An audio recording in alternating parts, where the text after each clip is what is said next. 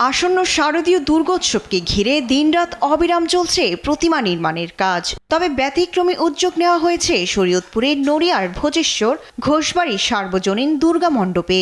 সূক্ষ্মভাবে প্রতিমার গায়ে ধাপে ধাপে একটি একটি করে বসানো হচ্ছে সোনালী ধান। চিরাচরিত রঙের কাজ বাদ দিয়ে আকর্ষণীয় ধানের প্রতিমা তৈরি করছে তারা।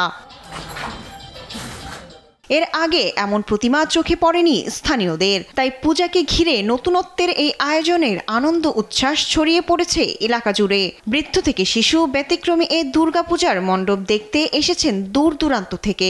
তারা আশা করছেন ধানের এই অভিনব প্রতিমা কেবল ভক্তদের নয়, শিল্পপ্রেমীদেরও মুগ্ধ করবে। এরকম ধান দেওয়া প্রতিমা আর দেখি না, মোবাইলের মাধ্যমে টিভির মাধ্যমে দেখছি ভারত করছে, কিন্তু আমাকে বাংলাদেশে এরকম প্রতিমা দেখি নাই। ঘোষপাড়ার যে প্রতিমাটা আছে এটা ধানের ব্যতিক্রম, এটা অনেক সুন্দর।